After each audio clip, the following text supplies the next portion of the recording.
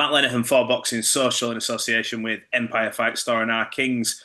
We've got Gareth A. Davies back on the channel. Gareth, I know you've been away. You've been away for a bit of downtime, but you've been hard at it as well. I want to start with, obviously, the Canelo-Crawford. It's been the first sort of kick-off press conference. I know you were there for it in attendance. You got time with both. Just give us sort of your feedback and what the takeaway from that was. What takeaway from the demeanours of both fighters and how they are and sort of what they're going to be like, you think, approaching fight night? Yeah, well, yeah, as you say, I was over in that part of the world anyway, or further east, for Crypto Fight Night in Manila the week before, with a little break afterwards. But I'll have to take it with the context of what happened at the weekend in New York as well, because yes, I was around them, because obviously the second press conference with Dana White in attendance as promoter took place in New York, and that kind of upped the ante a little bit. It was great to be around. There's great mutual respect for each other. Neither of them is going to be able to leave a stone unturned in camp. It's going to be a testing fight for both men. Canelo always looks for the knockout, as he says. He will be planting his feet. And as I said to Terence, are you prepared to be hit harder than you've ever been hit before? Obviously, he doesn't want to be hit, but Canelo will hit him harder than anyone he's probably been in against. I know Errol Spence hits hard, but it wasn't the same Errol Spence that he fought. And he's up against one of the all-time greats of Mexican boxing on September the 13th at the Allegiant Stadium in Las Vegas. It's a really big fight for him. It's a legacy fight because his resume isn't anything like Saul Canelo Alvarez's legacy, which, even though people have moaned of late, it's an extraordinary 67 fight career that he's had. He's fought some great fighters, yes, some at the tail end of their careers, but he's fought a who's who. He hasn't dodged anyone apart from Benavidez, who we've all regretted him not stepping in the ring with. But that says Canelo has made the demands late in his career, and we can't condone him for not fighting Benavidez, because it's a fight we all wanted to see for the last 24, 30 months. Canelo was on top form. They're both willing to sell the fight. I thought Crawford is on the money. They were both, they'd both flown into Riyadh, to a different part of the world, to initiate the first iteration of 3 of the press conferences on the press tour. They were both very engaging. They did all their work. They didn't shirk anything. There were probably about 30 of us that had flown in media from around the world, Mexicanos, all the ESPN Deportes guys there. When you think the 30 million Mexicans watch him, there's obviously a lot of interest from that perspective. A lot of those guys were traveling over there for the first, maybe the second time after he fought there.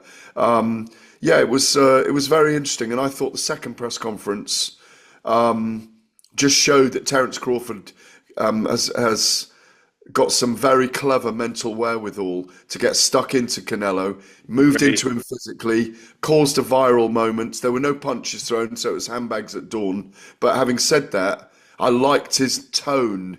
The respect was starting to go out the window, and I think he got into Canelo's head a little bit. But maybe that could backfire against him. You don't know yet. I saw an interview with Canelo as he was walking off, and he used a reference something like, "No, I'm excited." He said it kind of like woke me up a little bit. So it's almost I saw that. It's almost like you've poked the bear, but the reaction from him now may just light a fire. But look, I think both these guys will be motivated enough. But I liked what Terence did yesterday, because everyone keeps referring to the fact that he has to move around in this fight. And I know Canelo said something about running. He responded with, we've just put that out this morning, where he goes, give me the smallest ring possible. And Canelo Crawford responds with, the only running I'll be doing is running up inside your head. And I just thought, I like that, because Crawford's not he's not a runner.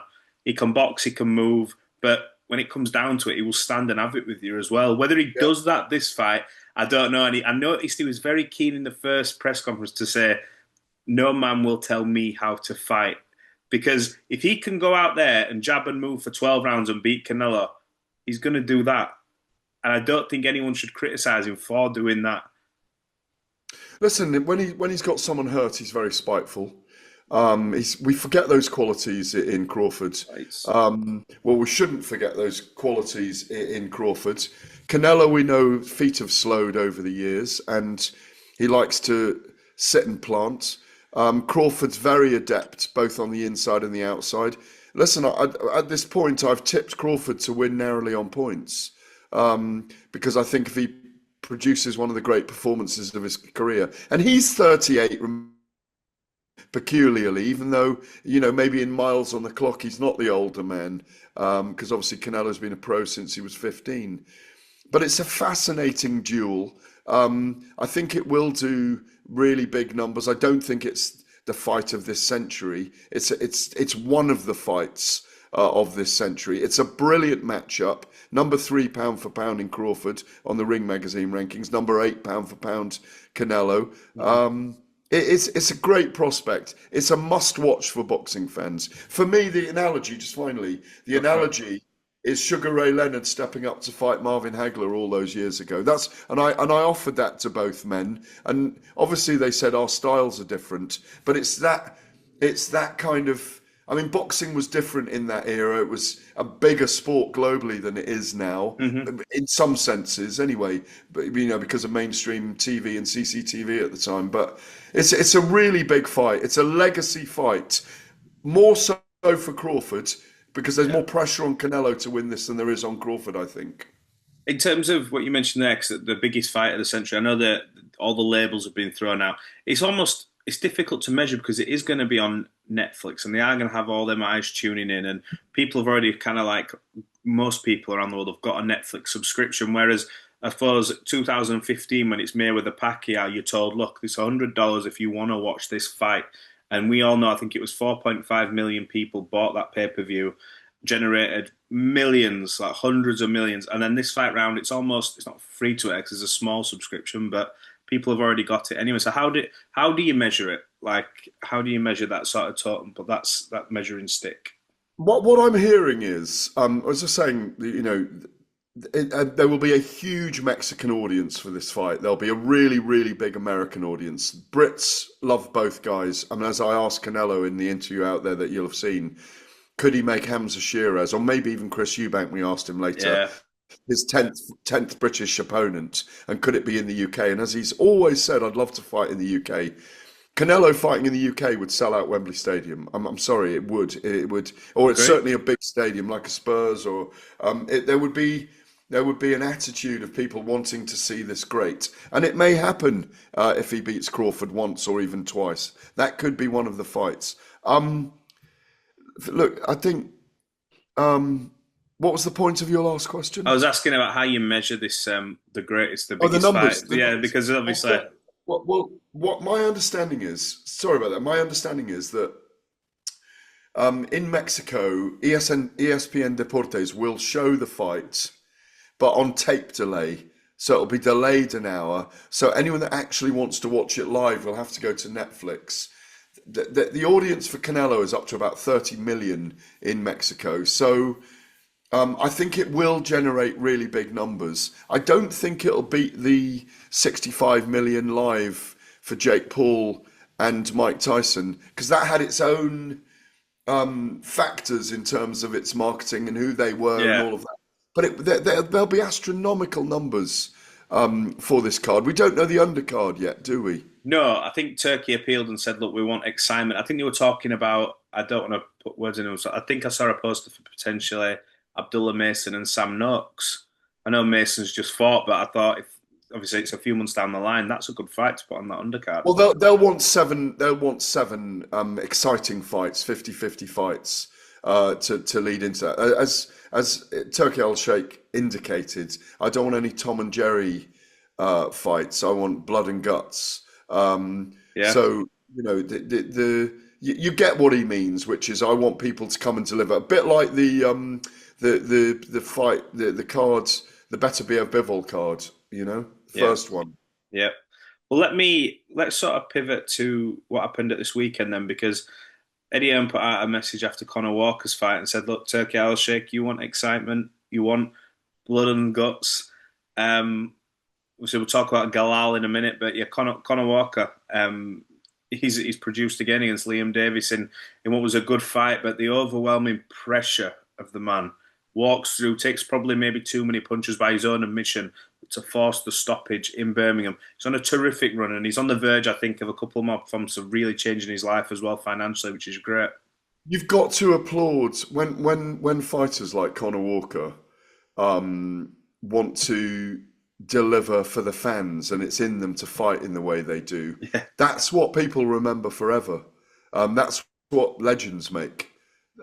Because of those, because of the tenacity of someone like Conor, because of his ability to almost sacrifice his own soul in the ring every time, people are anticipating and excited about his next performance. Like you say, brilliant on Saturday night. And that's the kind of performance that will get you on a Canelo-Crawford undercard. Again, which even increases your resonance then in another country, in America. If you can get 50 million eyeballs on him on Netflix, world's his yeah, oyster after, like you say, and he can secure his future after that. I hope he does get a shout on that great. card. Yeah. That would be incredible from where he's come from. Look, Galal Yafai suffered a devastating defeat. It was a brutal performance from Rodriguez. And I spoke to Sonny Edwards in the week, and he summed it up well. He says Galal almost makes everything look easy, and he may do, but from the outside looking in, this style is what I would say is possibly all wrong with him, all wrong for him. And Rodriguez came in with volume punching. I think he hit him early on in the fight, but Galal almost seemed to, saying this disrespectfully, almost run out of ideas a little bit. He fought the same way the whole fight and stood with him. But brutal performance from Rodriguez. Look, two southpaws. Rodriguez, both of them 32 years old, but I was looking at Rodriguez here. It was his 47th fight. Yeah.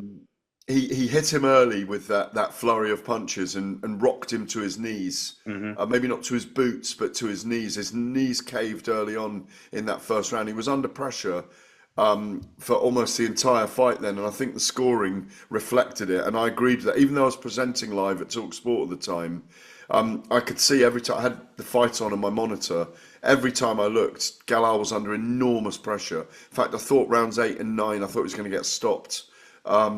Yeah. The you know the 119 108 119 108 and 118 109 just tells you that's 10 rounds of dominance.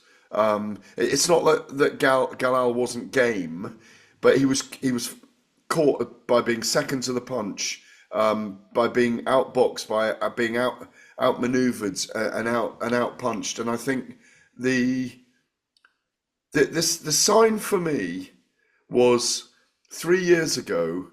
Rodriguez fought Junto Nakatani, and we know how brilliant he is as a boxer. And he took him 10 rounds, and he gave him a difficult fight. Nakatani is brilliant, and he had to work Rodriguez out. And I can't remember what the scores were.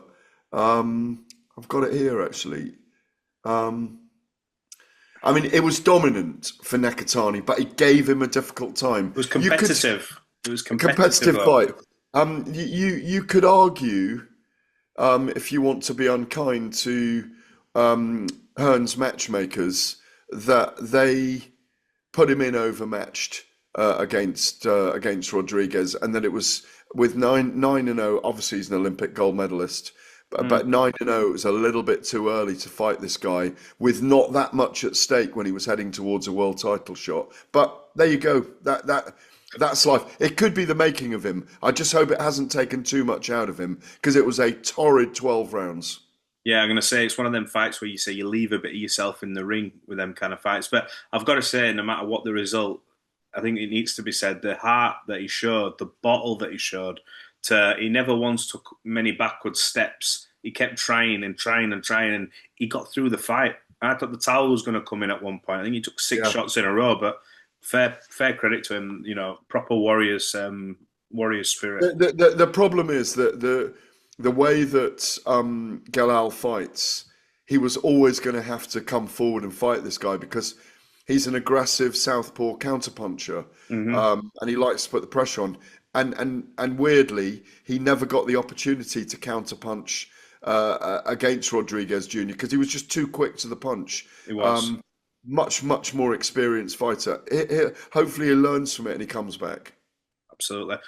One thing that took me by surprise yesterday, Alexander Usyk and Alex Krassyuk parted ways after a long time together. They've seen it all together, achieved everything.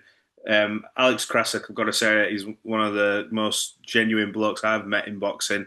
Were you a bit taken aback by that, or surprised on sort of the verge of this fight that had happened? Whether it seems to be on good terms from what we can see, but it was a bit surprising.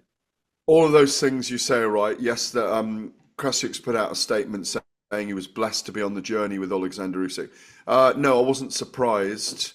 I just read into it straight away that I think it's probably this is either the last or the last but one fight for Oleksandr Usyk, and I think it's a sign that what happens is when fighters are having their last couple of fights, if people in their resource team are not needed for a particular event and they don't need to be paid a couple of million for it, then they're just counting the beans as they count away the end of their career.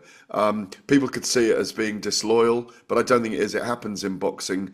I remember other fighters dispensing with people around them. You know, Ricky Hatton, Joe Calzaghe, Nazim Hamed.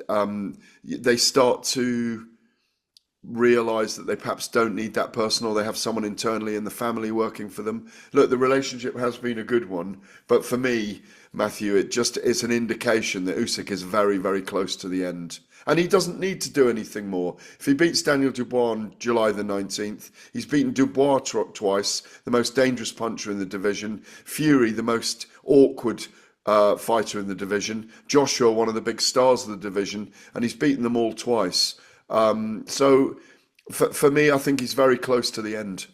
Yeah, I was going to say I'm surprised he took this fight.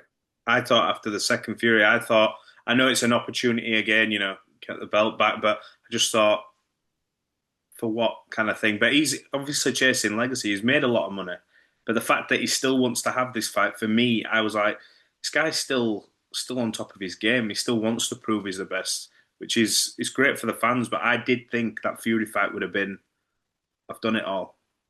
What more is He it to has do? done it all. He's the number one of the heavyweight era. For me, he's in the top 10 pound for pound heavyweights in terms of achievement of all time. I think I've got him at number 7 the last time I did the list. Hmm. Um, and, I think it wouldn't surprise me to see him call it a day after the Dubois Yeah, fight if he wins, because why carry on and 38 in January, as I say, he why carry on and have to fight Parker and have to fight Cabayel, and then people start to say, well, what about him against Moses Itauma at the end of next year? It's enough. It's enough. Obviously, Fury's after a trilogy with him as well behind the yeah, scenes. I've heard that. But like you say, he's been there, he's done it, he's seen it, he's tasted it all. There's nothing left for Alexander Usyk to yeah. prove. I wrote, coming on to your point there about Fury, I read comments from Mauricio Sulaiman saying if Tyson does decide to come back, he always has a door open with the WBC. He will always be number one.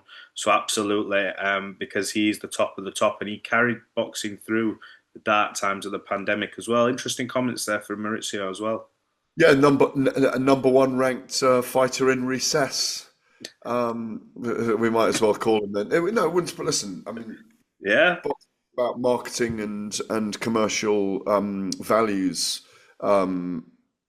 largely. We've seen that with Manny Pacquiao coming back to on July the 19th as well. That's coming up soon to yeah, face Mario Barrios, and that's exactly the same scenario, and that's 4 years removed. So we might get a 40-year-old Tyson Fury coming back. What point does that voucher run out? That he's number one fighter in recess. The truth is, voucher. Fury Yeah. could come back in a year's time and still be installed as someone who could fight for a world title. Yeah, absolutely. Look, I've not. We hadn't spoke about this, but obviously Chris Eubank Jr. Getting called before the board to explain these sauna use comments. I spoke to Eddie Hearn about this, and I almost felt like it was after the horse had bolted. We knew about this on the weigh-in day, and I also asked Eddie. I don't think I got an answer to this, but if that fight was a your call fight, does that fight just get pulled when the comments were made, obviously on the day of the weigh-in? because obviously money dictates a lot in this sport. So that's my sort of feeling on it. We saw what happened with Paul Butler when Usyk-Sauna's the fight was off.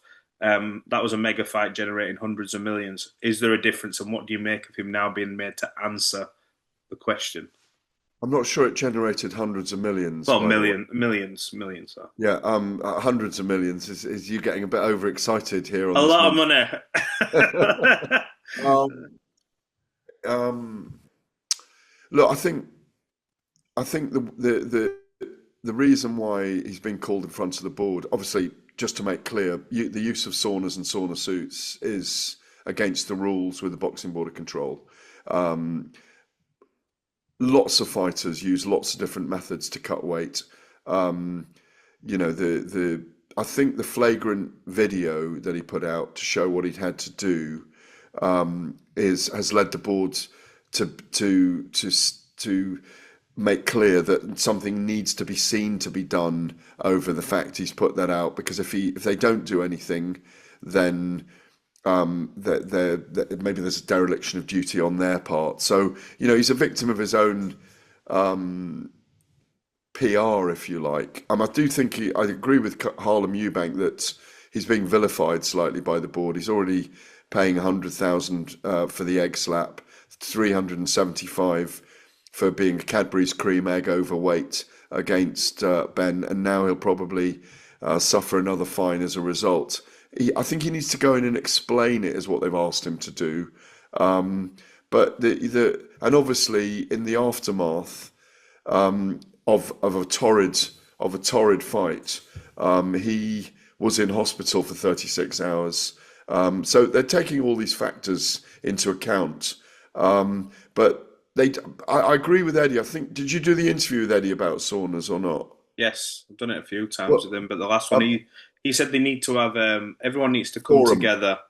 Have a forum and look at modernising, because their views are slightly prehistoric. Fighters need to make weight in some way. They need to look at the science of it again. I think they have to be careful about condoning saunas, because weight draining very quickly is very dangerous. Mm.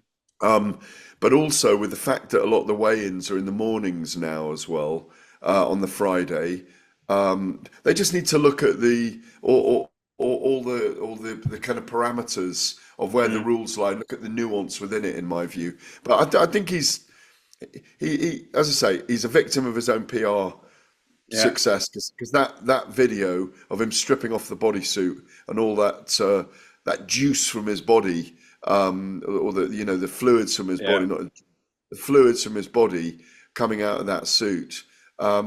They've had to have a look at it.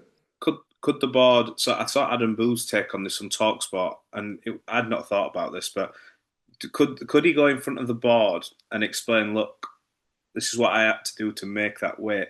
Because everybody knows the contract signed for that rematch and the terms are the same. He didn't want to make that weight again, and not in that manner. Could the board Well, look at maybe that the board sanction? should have stepped in. Maybe the board should have stepped in and said there shouldn't be a rehydration clause. It's dangerous. Yeah, but that's what I'm saying. If he goes in front of the board and says, look, for that fight, I was killing myself to make it. Could they step in, even though there's a signed contract, and say, look, if we're all going to sanction this rematch, he's allowed to hydrate? Do you think Yeah, that could work in his favour, and then you yeah, get could what he do. wants Could out well of it? do. Could well do if he negotiates. I don't think he'll turn up for the hearing. I think he'll send his solicitor. Well, it'd be an interesting one to see how that sort of unfolds. Look, I think I've pretty much covered everything this morning with you. Canelo-Crawford press conference for me this week. See what unfolds. The third one, we've had a quiet-ish one, one where there's pushing and Dana White. So let's see what happens this week. Canelo will have a few things to say this time around. He'll have got his armory ready for Crawford this time, and we'll probably get a little bit more pushing and pulling. Fingers crossed. Gareth, Lovely. appreciate your time, and we'll catch up again very soon, my friend. Always a pleasure, lifesaver. Cheers. Absolutely. Thank you.